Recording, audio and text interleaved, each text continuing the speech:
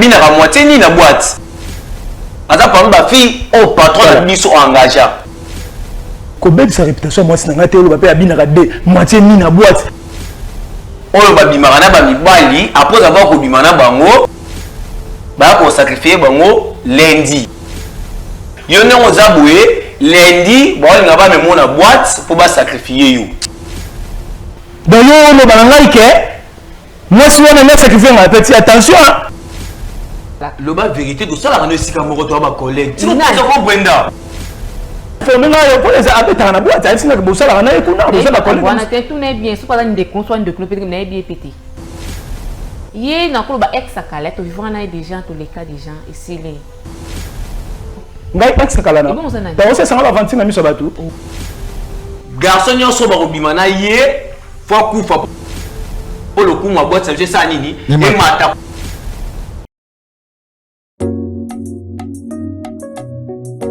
yawe supangu nayo na mabota supangu nayo na bekilizi yawe supangu nayo na banation nguye na yo papa nguye na yo yawe soba moya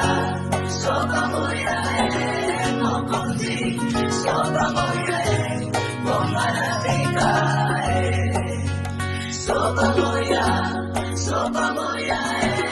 mokonzi soba moya supangu soba moya mokonzi soba moya bomana beka supangu soba moya mokonzi.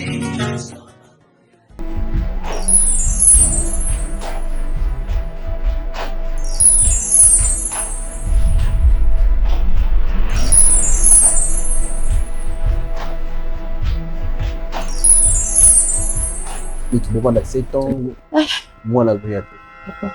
Parce que jamais, ce qui moi, c'est que mon bas, les obos tâtés, n'y a rien que ça, la kebo kabouana. Et là, on y a aussi un gamso, tout ça, la nuit, on a tout, c'est une retenue.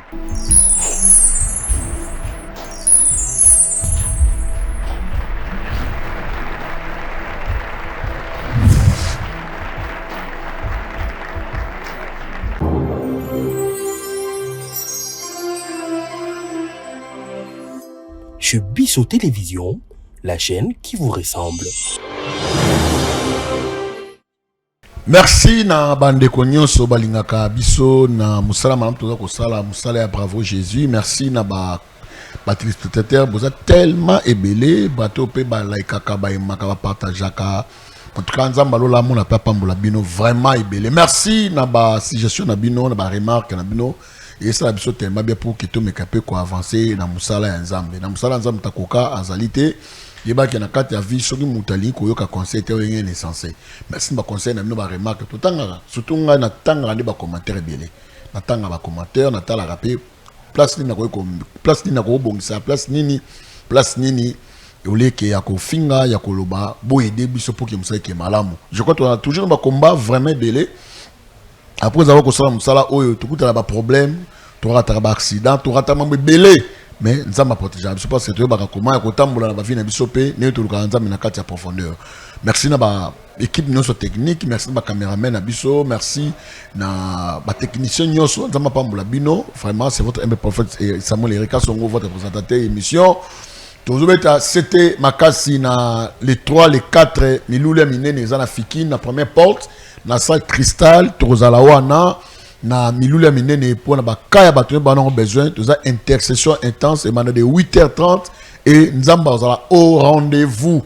Bravo Jésus, en tout cas ils en a besoin de konyoso les 3 na le 4 décembre pesa invitation ba de kono ba en Afrique même yo mopoza de force de initiative que en décembre on fêter en Afrique yaka adresse yango na première porte africaine salle cristal. Au Miloulou et Kozalawa, 2 grandes journées de prière et moto et Kosakanate et puis aussi rendez-vous Kozalaba Kaba délivrance les sakolé Kozala parce que toi basala Nzambe Nzambe Bengibisona na domaine wana thème ezali je crois mon sport publicité zo bana kalami te pe ba chaque ba Kozalawa na rendez-vous wana tout ça na bengi jeune homme parce que c'est de la voir comme ça c'est vraiment jeune oya ye awa koluka biso pona problème oza ko se passer ndabi ke na ko tika likambo te zo mona un danger mo ko koma permanent et puis lelo na lobe ko rater akoko perdre mutoza cher na kati ya famille pona biloko mokili ona ça batelo moko na vie Jean mkana je lobi mutali mokili minga koma ennemi ya Nzambe. Dans la vie tu peux pas commencer à aimer les choses de ce monde. Maintenant ce monde au monde ça doit passer et ça tout est à passagère tout sauf rien. Mais un jour, lorsque vous êtes devant Jésus, qu'est-ce que tu dois dire à Dieu? Parce que mon colango, jugement, non, jugement, c'est le cola, écran, ou bien un var, ne ngona. Au moment où on a mon éco ça na vie na yo, ne na suba retourne na ok, li fait lo, to kelo la, yomoro woye baningo sala. Au koleka na balance. Ndeko, mbote. Mbote papa. Boni. Bien. Comment on a? Comment on a Meshach? Meshach. Oui. Meshach, j'ai la Shadrach, Meshach, Abednego. Tu es Meshach, papa. Oui, Meshach. Mais les trois compagnons, il y a Daniel, non? Il y a Daniel. Hein? Oui. Parmi Moko, parmi trois baponi, comme moi, bapesio. Oui. Ok. Meshach, tout ça, là? Zambe ya makoki na nyoso to pesi merci to tout mana sala boko na yo zala maître ya kotambusa biso na komona Yesu Masia par la foi j'ai ainsi prié amen. Amen. Oui. Tozo ko papa Meshach. Merci d'abord pour la parole, monsieur le journaliste. Et le reméminga awa, et ça peut le mot de déranger tellement ma casse. D'ailleurs, le mot de déranger donc profondément. Donc, quitter le bomba ngoboye, naza na ngonga mona mutema, pour que ça ne le mot de déranger na mutema, le soko kufi, te le moi ma be salami, ou zana tor mo we panzambi, o yomo kanagiti. Problème moi zo le kilanga is à propos ya grand frère nangai. Yana yo. Ya grand frère nanga, Enoch. Donc pour un peu le kilanga za pona ye, na moi si ozo vivre na ye mikolo oyo. OK. Donc pour un peu le kilanga ndi ya mwana. Na boaki ko yebisa yango na ndako po grand frère nanga azaka teti makasi. Na ko yebisa ngo boye ko bende ba problème oza pena na do konzimelanga pena te ya konzimelanga te. C'est que yango na yaki na Bravo Télévision na ko loba nyonso pene singi na loba pour jamais na kotika grand frère nanga ki na mbeba mo boye do alinga dinda na libulu mo boye o ngale kini na za conscient ki soka dindi arozonga lisuti. OK, libulu ngo zani ni kasi. Je sais pas so bango ba cause la paix na dévoiler tous les secrets pour bomba ngo. Te yo banana expliquer biso to ba qu'est-ce qu'on doit faire. Problème est ça boye. Ngana adichi. Na sala na boîte mo boye, songolo pakala. Na ko loba komona ngo boye te, na sala na boîte mo boye. Parce que na boîte wana côté na salaka, tozaka na ba fille na biso. O ba binaka à moitié ni na kata boîte, ba fille na biso. Patron muta utilisera bango baza ba dire ba film mo boye nde ba obi na bongo soka lingi mobile moko na kata boîte wana so ba bimi na ye aza na droit ko pesa ka mobile wana ba mbongo après quelque temps faut sacrifier mobile wana. OK. Ce qu'on dit ça que soki ekomi pour sacrifice pour sacrifice ya boîte wana ça la maka lundi pour lundi nde to yaka ba sona ba yaka na ba mibalo nyonso ba bimaka na bango donc ça journée mo boka royana mo mobile oyo obimaka na yi. Chaque lundi. Chaque lundi. Avant la cérémonie, et les garçons ont la distribution de photos. Photos, les garçons pas boss. Après, pas la DJ. Des mois, si vous avez un zéro, pour tous les garçons sacrifice. Ah bon? Ouais. Mobile pas au coup fait le même temps en athée. Au coup, ça vous bimi les bandas, au sale accident, ou quelconque, te le moment où ma bé et comme Elio. Parce que c'était un jeudi soir, dans mon cas, que Baoti Kelanga. Photo mon boye ou tu vas patron ba pesinga ngo to Nathalie soudainement Nathalie elongi na photo bo Nathalie boye grand frère na ngai Enoch na photo na Nathalie bo grand frère na ngai na trouvé comme un peu étrange na bengi la fille na bandi ko interroger la fille surnommée na komba Brenda na bandi ko interroger na ntuko yebisa nga tala boye aza mobile na nga to vivre na ye ayaka kuna ndaku na pesa yeko ba voiture na nga kumba donc bambongo na nga dans la light ça na sala ke nyonso soudainement était moi mobile na boaki pe ko yebise vérité ke wana ndeko na nga mobile na boaki vraiment ko yebise vérité ke wana ndeko na nga mobile na tika ke ka bon grand frère na nga pe ayebite ke nga na yebi ke bali ba sacrifier yango na ye na Bravo Télévision to kataka likamongo mbamo ponga na limite grand frère na nga lelo akota mabele na zanga ye likola mwana mwasi mo boye awuti so wapi a sacrifier nga ndeko na tanga na sala kuna jamais na ko permettre ngo. Papa Meshak, tu as bien dit. Malonio très bien. Oza Bravo Télévision, tu as chez Télévision, mais il y a une émission à Bravo Jésus, OK? Merci papa. Peut-être Oyemba on va vu aussi qui vous a un peu émotionné. Je crois aux gens même maloba koloba. Dans yo kena kimia nyonso. Yo ça na boîte on oza DJ. Oui. Sikoyo ningoza DJ ona oyi babina ka moitié ni. Oui. Brenda sala na boîte na bino. Oui, ça la boîte. Le quoi nani? Asala wana étant que tout le bagage étant que séductrice mon bois c'est dura mibali bani. C'est dura mibali. Oui. Ovina ya sala ka yango. Ovina ya sala ka. Do bangaja yi posala ngo. Pas c'est dura mibali po so mobali bimi na ye so ko mobali wana kufi boîte na biso wana après du temps et comme sous na 6e ils a toujours à la in. Donc moi chaque fois ba sacrifice ça la maka chaque fois boîte na biso comme on ngo zara toujours likolo. Toujours likolo. Ba sacrifice mbali chaque lundi. Chaque lundi. Parce que jeudi nde batamu sa ba photo pour anene. Batamu sa ba photo pour na kolakisa bato ba koyana bango lundi. Pour lundi mutu muso akotaka te à part bango na mibali na bango bali ba sacrifier. Na bino DJ Robeta. Na nga DJ Robeta musique on bango ba kosenga.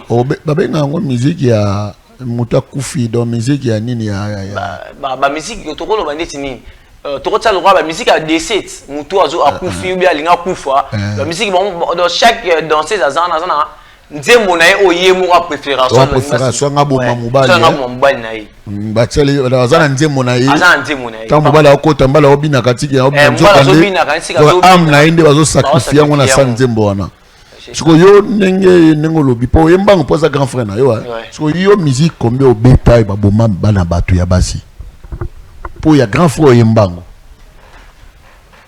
bon presque ba musique ebele ba musique ebele pena musique na ko mo yebi pena que non o ya kufa pour la musique wana ouais mais on peut pas comme ça là on peut mettre la musique wana lundi bon ngape lundi ba invite ngana obeta musique à lundi donc yo mon Dieu mon roi Jésus Christ Nazareth donc yo obeta la musique pour muta kufa obeta la musique de samedi jeudi ba pesi au photo lundi on recevoir bateau pour sacrifier parce que yo posa dans accord dans sa copie wana hein oui mais yo posa dans sa copie wana oui naibi yo posa pas bateau pour sacrifier bateau mais consciemment pour obeta la musique nga beta la musique comment on va ta fanfariste donc tu sais bimbezali yo bobeti mais yo za ya DJ so beta ngone yo za wapi po mona ke mutu tel ata ba photo tamboli bon nga za likolo ponde to za wana boîte c'est en étage biso ba DJ to za likolo donc maintenant c'est ça la manase nga zo mona donc non so ele kana senga na mona te ke DJ na likolo za likolo ça dit ba ke ba garçon belé ba zo kufaka mikolo yo na ba accident na mituka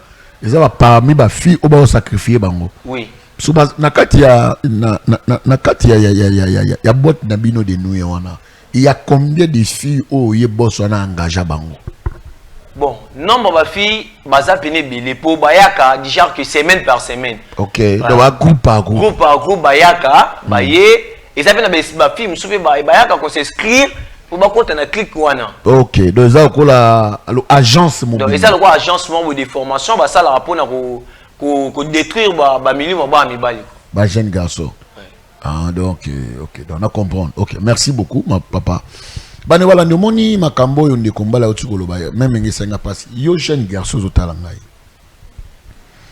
comment tu vis avec une femme ozomona normal moi c'est moi c'est ba dépense au sombelo biloko au lieu yo pesa omoni mboka mobali est très important pas moi aussi oui mon mbali oui attends moi c'est azala million so pesa ni fils attend 10 francs ça fait du bien tanet ndeko donc asa victime parce que yo moko peut mettre la musique wana mais le yo est tombé photo à grand frère naï dar kimbango le quoi grand frère zaka trop brutal peut-être que il va créer des problèmes à yembango pour passer dans nzambe pour que babi qui sa molimo grand frère naï mais au moins que peut yo peut perdre musala parce que boss on la émission yo moi yo peut perdre musala na wana na koloba ke ko perdre musala eza ngona sukati mais moi il perdre molimo mutu oh donc grand frère nanga de temps qu'il a contacté grand frère nanga pour tous arabe sombali donc déjà que Nathalie la qui ma casse donc jamais la rotika e a qui madame na perdre musala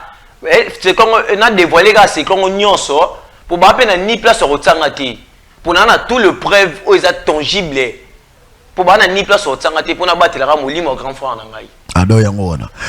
OK, merci papa et merci de Kombali. Je crois que yoki de Kombali donc toi na spot publicitaire pesima ngotozonga.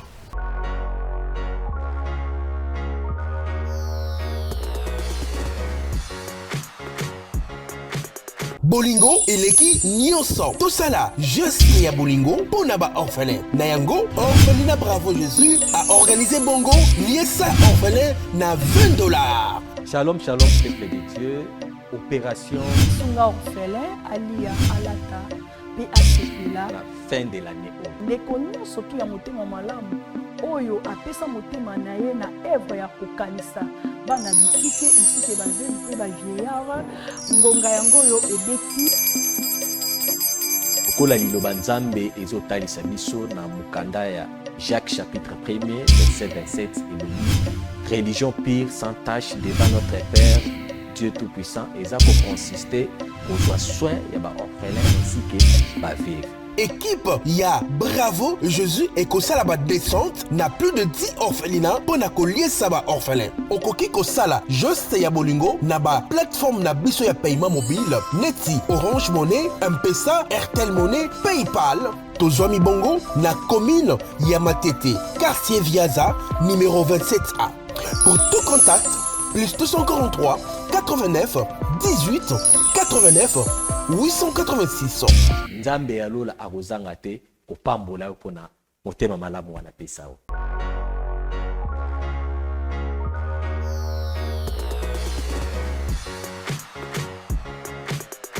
OK, merci ndeko landi. Je crois tout dans spot publicitaire à notre orphelinat Bravo Jésus au api orphelinat Bravo Jésus et juillet ya likanisi ya kokitana 10 Bravo 10 orphelinats plutôt pour na komemela bango za ba biloko za université pour na ne ba fête zali ko ya boye Noël bonne année mais ça aussi biso mo peut on a besoin ndeko un $20 na yo ça peut aussi nous aider et on peut réaliser pour que la fête elle est tellement malamu. Merci beaucoup.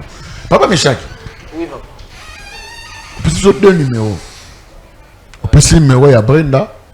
Puis le numéro P il y a papa Enoch. Le grand frère Nayo. Ouais. Pour le moi grand frère, c'est normal, tu peux prendre ça, mais il y a maman Brenda aux dernier. Bon, le numéro Brenda na rôle que toi des collègues. Ah. Tu travailles ici. Vraiment limbisanga papa pour la question sur limbisanga oui parce que na Brenda beau travail. Toi des collègues. Oui, na Brenda oui. Ça presque na ba numéro ba fille belé ou na ça na yebi ou ba travailler na boîte soana. Donc le numéro Brenda ça te qui na rose on soit pour tu es bani déjà. OK. Très bien. Merci beaucoup. Je crois si son déco ça commis beaucoup de son déco rapidement s'il vous plaît. Beaucoup de son. Moté. Oui, Boni. Oui, bien. Boni. Ozo tala di papa yaka. Mais ngai ba bengi ngai pa ya mosi nga Brenda ke na place musala na dit awa. Musala za. Oh, papa. Mais Charles, yo nini ya? Grand frère. Yo pa yo comme ça là. Oh. Tu n'as comme ça là tiens, on a le comme ça là tiens. Bo awa yo san nga mo pa benga ipo na mama musala yo yo san. Non papa, s'il vous plaît, vous en place orphan. Mais c'est mon propre. OK. Ah, les gars qui n'a pas propre, n'a comprendre na mon le papa, fanana non. Oh. Fanana. Boni papa. Ouais, qui m'a. OK. Je crois Maman Brenda mtabengio pour na musala. Brenda, c'est ma femme, benginga isinga ke non place mo musala ezali. Atindi message no ke na ya awande musala ezo pesa ma na zo musala. Bon. Pour te dire nga kena de gauche à droite, mtabenga za Brenda, mtabenga za mama Wechi. Tout ça na mona moi si awa à deux fois peut utiliser la voix na ye pour na kobenga pe bateau. Yende mama Wechi. Mama Wechi. Donc na pas Brenda tondeni. Bon, voilà mama on taliote. Yo baga mongongo yoka ki wana ezali mongongo mama Wechi na mtabenga ki po to sala ki okoma awa eza na Brenda te. Et puis musala pesate. Et puis na beaucoup sous petit frère na awa lisusu donc yango na oka moi. En tout cas, mutupna sali ke poyo koma awa eza Meshaki. Ah bon? Oui, il a un problème. Alors bi moi so na nda ko ezate yanga préféra ki plus mieux le comme so ba sana nzambe pour na pe ko sauver aux alokola âme na yo o ndie kufa ekende nde yango na biki aza censé faire biso likambo pour amono za na danger. Ah, non. Mais chèque, je comprends. Le problème est que yo sanga nda ku yo benga musika na futi ba transport na ngai. Non, papa, on regarde mon transport. Mais tout ça quand nda ku. On regarde mon transport. Toujours sur le transport casse. Hein? Toujours sur le transport. Le regarder mon transport toujours sur le transport. OK. OK. Papa Michak. Je crois grand frère na yo Enoch. Ouais, grand frère. Azawana, oui. Oza censé yo mekape ko yebisa makambo yo. Oyo biso yo yebisa. Grand frère. Oui. Oui, tu vas boter biso ra biso mbalé. Mais depuis Kalawana yo barate. Nako ngate ko perdre yo pour na tikala ngamoko. Ouais, nako ngate ko perdre yo na tikala ngamoko. Bon. Na sûr que Ebi qui place na travailler na boîte. Na DJ na boîte Ebi. Je sais bien. Parce que ni ba luka muto musala ba zwanga itondeni ewo solo na ndako meminga musika. Usala na boîte na Ebi. Grand frère. Brenda moi sina yo. Brenda moi sina nga. Brenda moi sina yo. Brenda moi sina nga. Brenda na Ebi etaki collègue na ngai. Collègue na yo. Ouais. Brenda collègue na nga. Tu travailles ici comme na boîte, nga na DJ, ya za danseuse na boîte. Mais chai, tika ko joba makamusu sura la vanti. Ngai na Ebi Brenda za hôtesse. Yo isanga ke bonne boss at boss. Hôtesse wapi Brenda aza danseuse abina na boîte, abina ka moitié ni na boîte. Aza par ba fille au patron na biso engagé. Tala ko bête sa réputation moi sinanga te lo ba pe abina ka de moitié ni na boîte. Na biso bato na Ebi te ba di. Ko après ça candidat. Papa no obi moi sina yo. Obala e. Aza moi si auto vivre na ye. Obisko bien ko bateke moi si ce nene. Mais je peux sa réputation na yo kanan makambu leki na yo azoroloba après wana mamsu le papa. Grand frère. Dikambo to eli awa on a bengelo awa. Quand pas autant regretter, c'est ça que papa ya on a boua ki ko yebisa on a ndako. Pour la maman boue. A otika ko ndimanga ata mukete. Tes choses à vrai on dit ma yo le banayi. Grand frère. Ngani na sala na boîte so salara. Tous a na ba fille au patron na biso engagé. Na kata boîte wana oyo babimaka na bamibali après avoir kobimana bango ba ko sacrifier bango lundi za ka journée na biso ya sacrifice on va sacrifiera ba fille na kati ya boîte na biso soki garçon oyo fille wana kobimana ye soki akufi ne boîte na biso lui ya ezaka makasi yango yo ka chaque temps ko ba boîte na biso etanga makasi atotuni ba camarades dozana bango ba yebi boîte na biso parce que c'était jeudi soir na bête musique pour ba porter kotara jeudi na bête musique ngena moni patron atindeli nga photo na fongoli photo pour photo ya mingi na ba enveloppe na fongoli na tali boye na moni photo ya yo parmi ba photo na yo na kati enveloppe wana na lukipe mutatinde photo ngo na moni Brenda ne na ke na solina Brenda ozo so ba soit disant moi si na yo soit disant Brenda aibisinga aisinga nyoso ndenge ezalaka malgré na yebi mafongoli nga ba secret nyoso ndenge ezalaka yo ndenge zabuye lundi baolinga ba memona boîte pour ba sacrifier yo tala petit ko sakana ngai te ko se sanga ba 25 mobo te ba je mobo ezana mutuna makolote non ça so ba histoire est après malobi tant que tozaki na grand frère na yo na ndaki ko souffrir on a mon attaque grand frère a souffrir le long na comme on l'a bien et luki arrive même si quartier et comme ils sont soutien en face bateau on a habité dans yo no bananga ike moi si on a sacrifié ma petit attention ko lipa mala muninga ko linga to kasango ozale kinangai pendant que c'est lipa muninde nazo longolo na danger c'est que j'ai dit est vrai ce qui tembe so pe la Seigneur Jésus est-ce que comme on a peine Brenda nazana ko za mutabakis pas là parce que c'est là yo a biso que aza hôtesse grand frère crois-moi ngale ki na yo mobalo ebinga bien de A à Z Brenda a travaillé na boîte de nuit bazo nga ba sacrifier donc photo na eza déjà kuna ngam na jira ba photo na zo ba na ko gifler awa non on go betailler parce que na moment na ko memena nga ba bêtise non s'il vous plaît papa Enoch s'il vous plaît nazaka même nom de Dieu na mo sala nzambe de to sola na yo na kimia les qui n'ont pas fouté, à retrouver biso pour te sauver âme na yo. Et là ça les passe d'abord dans la besoin âme nous a la sauver. C'est une question à notre yo. Beaucoup t'en a Brenda ndegeni.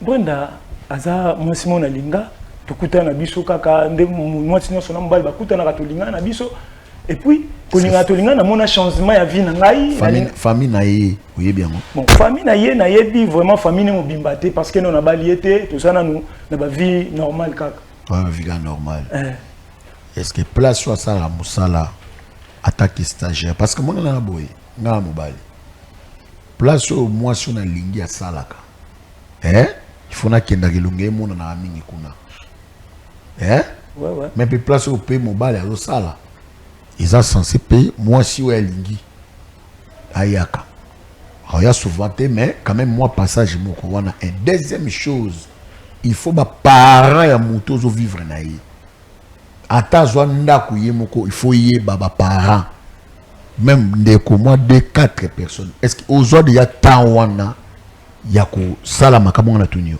en tout cas vraiment moi ça sala na kinda na nute mena yoka ye moko yebisanga mutu tango yebisi yo déjà na sala ka place parce que na kinete na dit que moi c'est na hôtesse ndeni parce que il y a beaucoup de hôtesses il y a hôtesse de l'air il y a hôtesse d'accueil il y a hôtesse service parce que hôtesse est englobé makambu nyos hôtesse de nini il y a hôtesse à ça service quelque part donc ça dit à solution hôtesse maman yo lengi sans pourtant vérifier ce comment ça doit travailler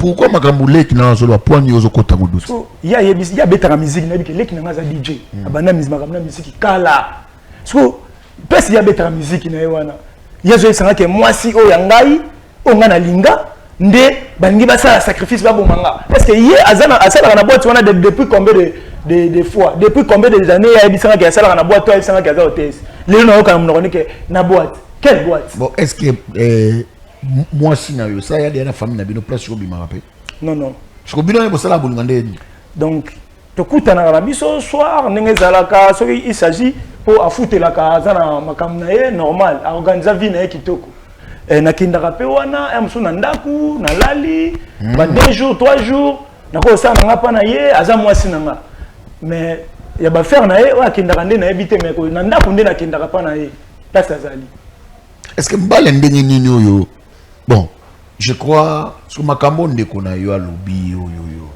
pona yo parce que aza fouté ya ko ya awa kulbali kambo yo parce que déjà j'ai dit photo c'est mataki na ebite bozali de na rendez-vous na Brenda fo lundi bo qui ne place ça là oui nga Brenda nga to bimaka na ye to kenda ne ba weekend na ebite ali senga ka lundi to bima lundi bo bima oui est-ce que tangu ya lobi makambo yo ya lundi bo bima na tangu ya yi na makambo est-ce que on a teke et que identique un problème ko komela yo bon koloba boye vraiment na ebite ni oh pena yo pena non méchant ozana preuve ozola que yo que Brenda zando que za misama ben na sacrifier ngai ozana ba preuve wana grand frère comme mon ezate que pendant le bara vous va jamais encore dépenser tant nanga non ti ma kutu ko détruire musala nanga est-ce que tu peux ande na zo mbongo bafuta nga na boîte wana est-ce que na ko ti ma ko ya salir réputation na bongo ka aboué à l'occasion de rega pour boka bana moi sinayo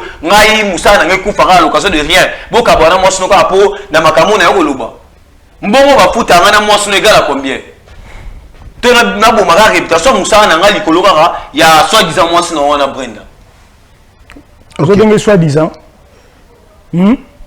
zala respect keba tous amis sabat qu'on a Simon Anzo papa s'il vous plaît papa non s'il vous plaît comme yo limité makamboana pas de problème pour mes athées OK papa je crois moi je tenais na libérer mais fana na wana beaucoup de langai nani oyo beaucoup de langai secrétaire on a rapidement s'il vous plaît beaucoup de langai on a maman wechi mtabenga kiyo pour maman msala peut-être mtaib mabloko wana beaucoup de langai maman wechi rapidement maman wechi beaucoup de langai maman wechi beaucoup de langai mbako s'il vous plaît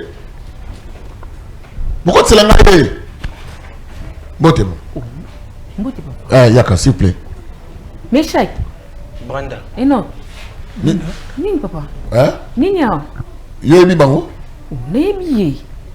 Yebi. Et nebi penaye? Oui, Benaï. Hein? Nina. Ok. Mais, s'il vous plaît, madame, maman, papa, yo le canaboué, s'il vous plaît. Maman, Fana, go et bibango, et tombe bien. Fana. Pardon, ça tombe bien. Fana, s'il vous plaît. S'il vous plaît, non.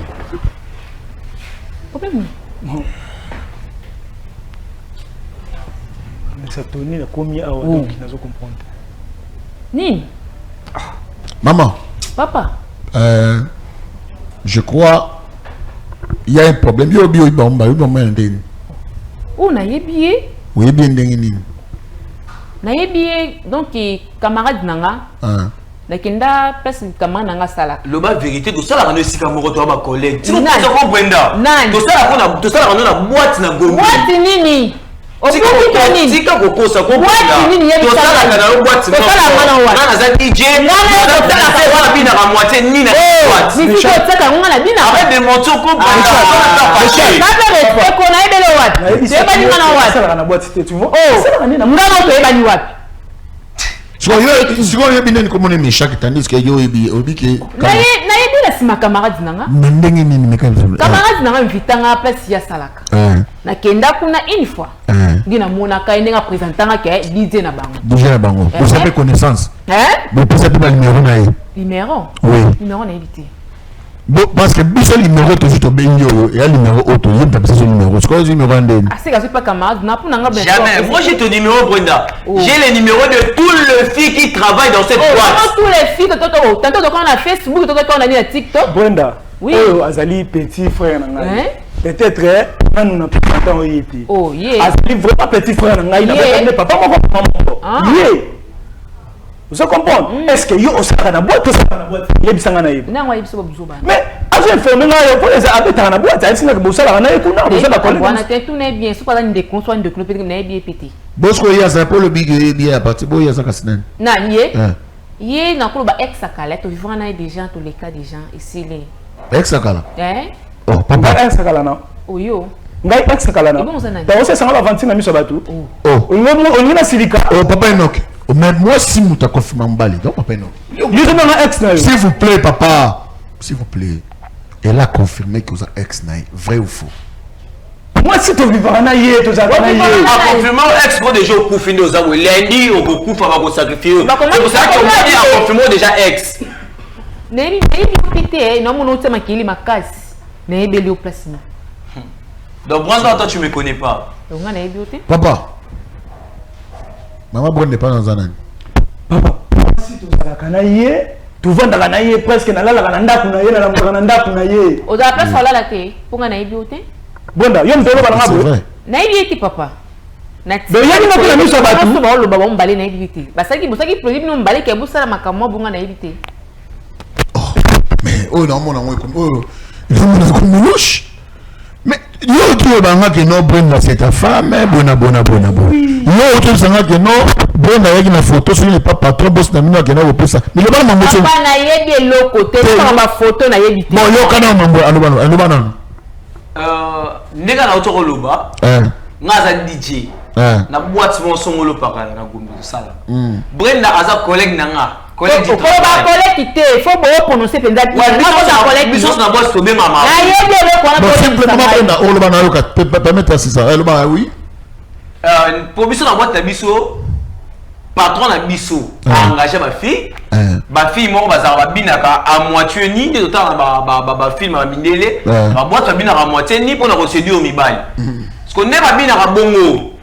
Ba ordonna bango garçon nyonso ba kobimana ye faut kufa pour le coup ma boîte ça veut ça nini et mata kombo nango ezale lever ezali kolongo ko ma boîte na biso ko ya ratato tuni moi muki ayebina ko ma boîte na biso. OK. C'est pour ça que c'était un jeudi, au jeudi ba retirer ma photo. On a passé on va sacrifier lundi na 22h pour boîte na biso pour 22h. Ba do so koti jusqu'à 3h du matin ba doit panza na bon. Nde ba kota ki ye Brenda ba kota photo ya grand frère nanga. Oaza prison en grand frère nanga non ma garçon tu melangati mais moi je confirme. Ye ba senga ba musique yes ko bon pour toi dans la yes ko ma neti ye on attend kota photo ya mukoba ya sacrifier papa asenga musique ni ba obeta po amne kini na kini. Asenga musique ya comment dire ma musique mon beau ezaka que Tant que tu es un peu stressé. Oui. Ouais, mais si tu es un peu stressé, on a déjà, tu es déjà loin. Voilà. Donc, par exemple, il y a une méthode, il y a envoie ma femme. Penser à autre pensée, à ça musika. Donc, ça dit, donc, à ça au-delà. Je serai toujours avec toi. Mobile a pensé déjà que je serai toujours avec toi dans un entier jusqu'à la fin. Or il te laisse déjà. Donc lundi il te laisse déjà, on te sacrifie. Au coup pas dès que tu sors, au coup un accident ou ton pied vraiment beaucoup lali au l'amour qui t'est déjà. D'accord, tu as photo à grand frère parce que dans DJ avant sacrifier mon tika na boîte faut ngani la tanzembu. Donc souvent la tanzembu parce que moi aussi j'aime mes histoires. Donc tout ça va na kit na qui DJ pour se lever sans peu. Oui, je l'affirme. Oui, je l'affirme. Je l'affirme. Donc, grand frère na Simba qui c'est Mixanga. Parce que je sais comment boîte ça fonctionne. Moi aussi j'étais victime de ça. Avant on a boîte wana balingel ba sacrifier nga yo ndenge zo limokendi. Ah. Siko na habité maman. Papa aussi. Na yebe loko ya lobate. Pona yina tika lo tante ba zobo ya lobana tika lo yeba muti. Na tika la tante ba yebe te coupe. Ah, tika yebe te coupe. Brenda. Ona ya bona na yebe loko wana te. S'il te plaît. Mais chaque vanda. Mais yo, papa, déjà, il comme déjà louche. Maman Brenda biosa ex na yo biosa na mosta mobali yo mobi que il fallait qui il fallait lundi à bien ça quelque part. Il y a tombé que lundi mo ba sacrifier bato. Brenda lobi que osa ex. Bon, na ibate qui dit mieux. Na lo ba so na ba lokuta la na ebité. Brenda, moni nengezo ko sa yo bongo. O lo ba ke ngai ex na yo. Tala. Yo au parvenir que photo les gars les qui n'ont biso da bien les qui n'ont oloba tout ça devant batou et puis abo quand ça les cambo ça c'est que na katanda pour bien na sala raé akosi donc bon le roi akosi yo ce que vérité na ezani vrai ou faux ilokuta na yebe loko so ngai na zana ni pa na yo oh ton abi ya ex am to ba le kakala siko continue papa bête s'il te plaît papa pardon Benza. Pardon, comment on a parlé de comme ma bé. Oh, on a permis de monter. Voilà, comme ma bé. Fanda, papa, Fanda. Fanda, non. Maman Brenda. Papa. Vous dites que. Amna yo eleki. Sori bichi le eleki même mi solo zoluka. Pardon, na bolonga Yesu. Maman sala nzambe. Réponds-toi, le royaume d'ici est proche. Salama, on se note, tu mourrais. S'il vous plaît, papa. Comment tu vas me laisser approcher?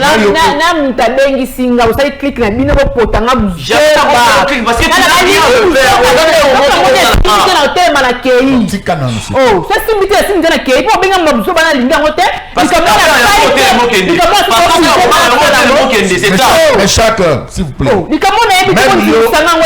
Même yo peut, même toi aussi tu as un problème. Oui, moi j'ai un problème. S'il vous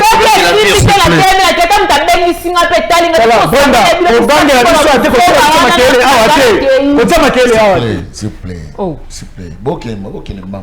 Maman Brenda. Papa. Elle bosse d'abord limbisanga parce que na bengio. S'il vous plaît. Maman Brenda. Papa. Zambali là fort. Yesu ali là fort. Yesu ali allez qui va mettre ta boss noana. Ali là fort. Peut-être les lots, il y a mon colon Zamana quand on l'a même yé, na yo penaï, bien on somme ça. Peut-être tu le faisais par ignorance. S'il vous plaît, Maman Brenda. S'il vous plaît, dans mon esprit à moi, hein, comme je dans senti que yo zaka servante on doit aimer l'ensemble. L'église, nos autres déceptions et pas prophète pour prophète ba escroc. Babimisa lokola ndoki après avoir prophète ko ko sakana na yo et puis après ndabimisa ndoki pour le loki faut be bande ya comment okanda ma Brenda. So on lobi za lokuta ma Brenda.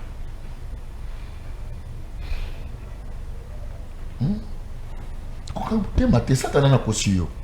Déception, mais ma te pose à ma déception. Non. Après cette vie, il y a encore une autre vie. Après vie, vous souhaitez le plus meilleur que le camarade vie les alliés. Mieux vaut tout. Hein? Il y a un seul à gagner. Il y a une affaire, il y a quoi éviter. Il y a un paradis. Oh yo Seigneur le quota.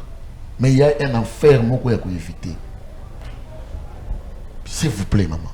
Tout ce que tu es en train de faire dans la vie, et là. Tout sauf rien. Nga na mona mutane ko la ngako lata ni même ko malade de juillet pour sortir le Congo lata na mona bas bata mona mbale bele meta malade de juillet mais mon bibal batemi bo ao ko kasute nga na mona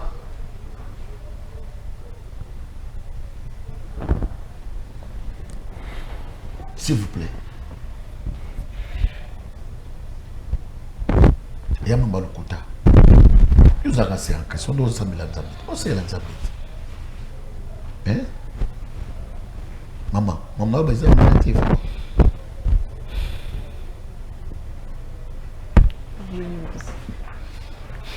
Pardon, pardon.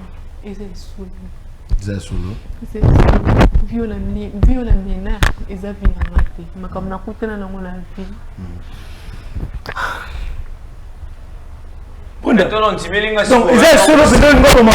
Papa, s'il vous plaît, papa, s'il vous plaît. S'il vous plaît. Non, papa. S'il vous plaît. Botika. S'il vous plaît. Papa, je vis dans mais comme la coûte dans mon avis, n'aime que ça m'a bon. Coûte dans nini, maman. Papa, la manière de Sambila. La manière de Emma. Pour mettre le zoom de Salinga Boye, tu n'as comme un boy. Papa. Prophète Saline. Pardon. Prophète Saline, maman. Prophète pas normal, je suis ma sœur. Elle connaît tout bien en maille.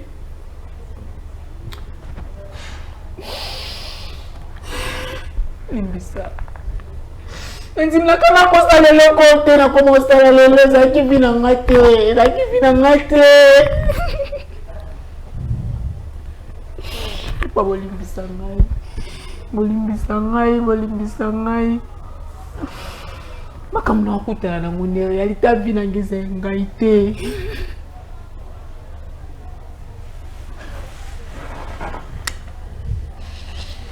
Je crois que Bande Walandi, nous avons déjà compris que tout ce qui est notre frère tu le baiser frère.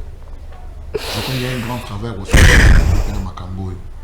Ndeko mobali pe ndeko mwasi. Même s'il y a une déception, l'évangile n'est pas bête. Le monde est la réalité, mon côté, tu ne peux pas croire. Il y a toujours la surprise. Ce qui me donne, la surprise. C'est ça le monde. Hein? Mokili, eza bongo, mokili, ça ma bongo. Mokili, ezali bongo.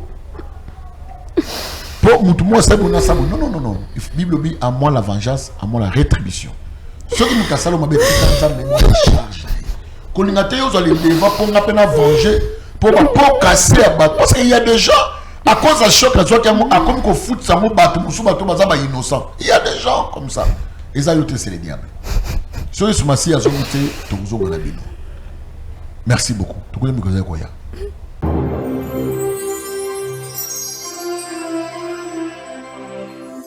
Chez Bissot Télévision, la chaîne qui vous ressemble.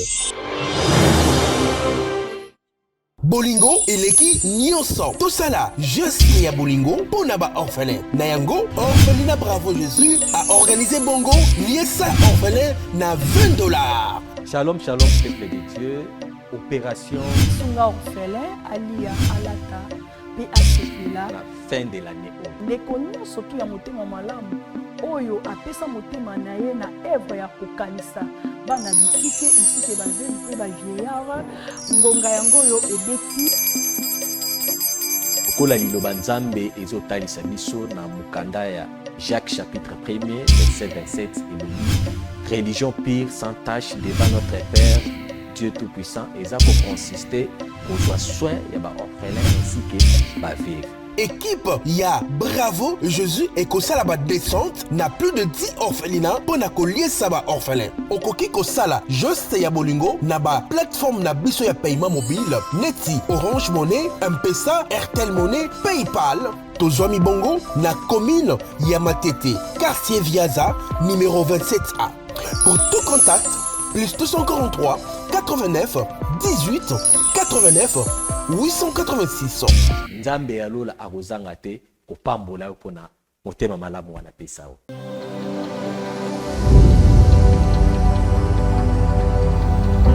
Juduric House, nulle part ailleurs, Katia Lubumbashi, la Golf Plateau, avenue Abidjan numéro 18.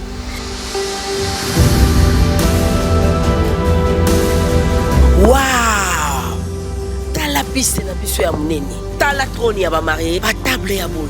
Oh, t'as la ba verre na biso. Verre à champagne ezali, verre ya vin ezali, verre ya mai ezali. Et pas na biso, ba pesa mutu champagne na verre à mai parce que on a tout. Ah, ma protocole ya boye. Waouh! Voilà espace vert na biso. Bato baninga ba baby shower, ba événement baninga espace vert. Dans l'endroit na biso, pour na ba événement nyonso, ba conférence, ba mariage, ba fête de baptême, ba communion, ba retrait de deuil, nyonso ka awa na Juduric House.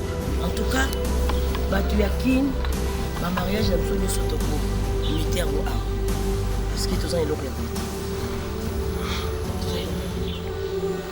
Merci Juduric House. Hey, alors là, Juduric House.